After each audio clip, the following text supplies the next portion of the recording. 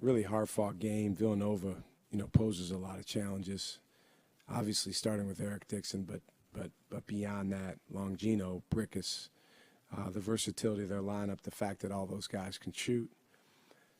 But our guys really had a great approach and mentality for the 2 days leading into this game in practice. Even though we won at Seton Hall, we had a little bit of a bad taste in our mouth just from the last time we played here at Fiserv. And we wanted to be better. And I thought we got really good contributions from everybody that went in the game. Royce Parham was obviously, phenomenal on the offensive end in his minutes, and Zayd making 2 threes is big. But David Joplin, I don't know who our guys will vote for Domino of the game, but he's up there, even though he didn't make shots from outside. I couldn't sub him out because he was so critical to have in there on defense, and he fought like crazy, and it is an absolute win to hold Eric Dixon to 18 points because that's how good he is. Like you said, Eric Dixon's the head of the snake. What was the defensive game plan going in to stopping him? Well, we just want to do what we do. I mean, our game plan is such that, as we like to say, if we're going to put 2 on the ball, then put 2 on the ball. We don't want to be halfway with that. We want to be aggressive. I thought, Villanova's always, every time we've played them, they've had a great attack against some of our traps where they've been able to pass the ball out, find open guys on the perimeter. They made some threes, but, they also made probably 7 or 8 jump shots after we kind of ran them off threes. They shot faked, put the ball on the floor. Usually we're okay living with those, but, man, they made a lot of those. But, our game plan was, to really, really try to be, as tough-minded as we could be as a group of 5, guarding their best guys, just so that we didn't put any defender on an island. You mentioned Joplin. He had a big block on a Longino layup there in the second half. How has he just kind of evolved as a defender over the years leading to this season? He's evolved so much. I've been hitting our team really, really hard on growth over these past few days, just because I think when you get in a season, it's very, very easy for outcomes, results to obscure growth. In other words, we get so caught up in the last game or the stat sheet or the cumulative stats, how much a guy's averaging, how much a guy's playing. But, man, this is a really, really fertile time for us to grow as a team and as individuals, players, coaches. And so I showed the guys 2 days ago a split screen, 2 different images. One was David Joplin as a freshman. We were down in Charleston practicing, getting ready to play in the tournament down there. And then one was him in a recent game with his eyes popping out of his head and really, really with an intense look and a stance on defense. And we talked about growth. It's the personal growth has to precede and then correspond with the basketball growth. And so how he's evolved, his care factor for all the things that go into winning has gone up exponentially. He came in here as a scorer, a shooter, and someone that, could really affect the game on the offensive end early in his career, not as much on the defensive end. And now, because he cares about winning, he's out there fighting and scrapping and clawing, in tonight's case, against the best scorer in the country. And that's because he really values his teammates and values winning. Down the stretch, you subbed in Zayd Lowry for Chase Ross for a defensive possession. Was the plan to give Longino a different look defensively? Yes, exactly. Longino had quite a night. He's a good player.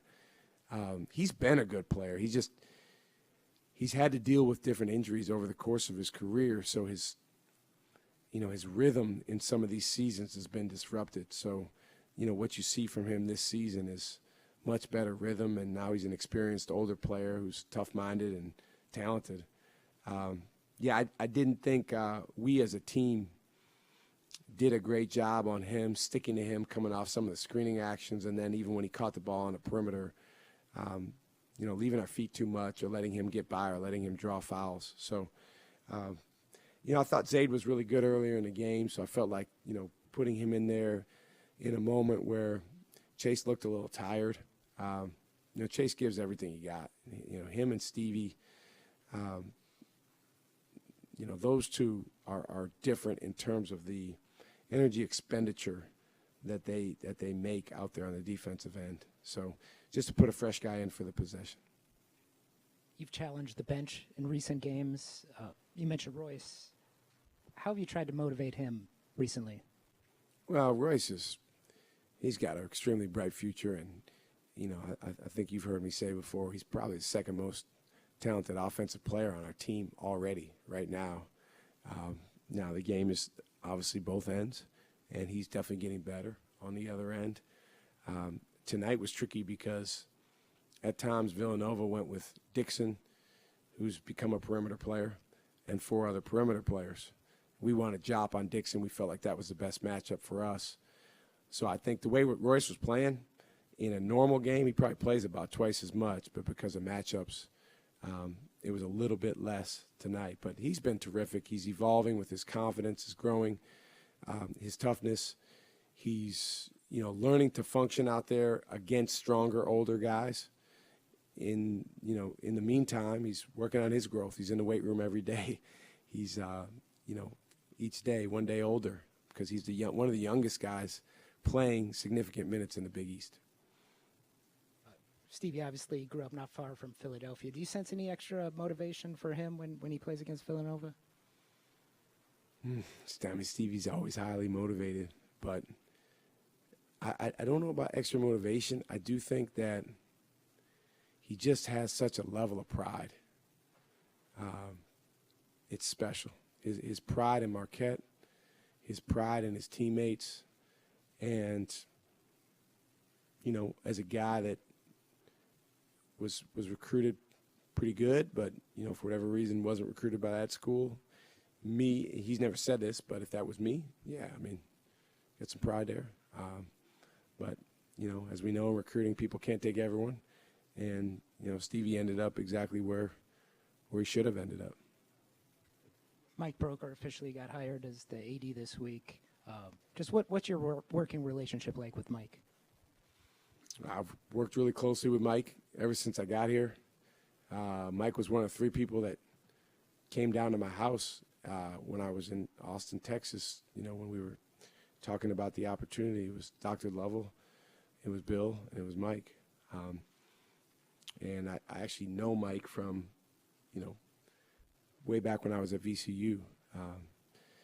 In the way things have been set up here, he's been involved in a lot of the detail stuff with basketball, like scheduling.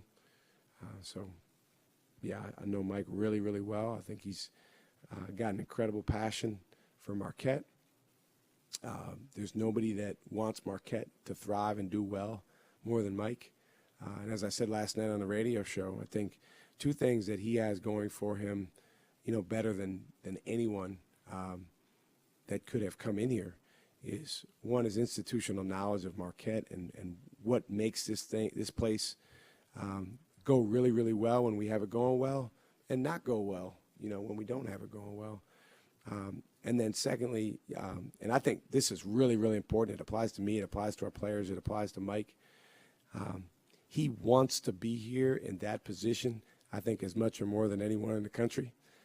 And that's going to make him really good at that. And it's going to make him, find ways to, continue to lead and affect people in the right way. I found, for me personally, if I want to be somewhere, with every fiber of my being, I'm going to be better at what I do. He sure as heck has that, and he's a Marquette guy through and through.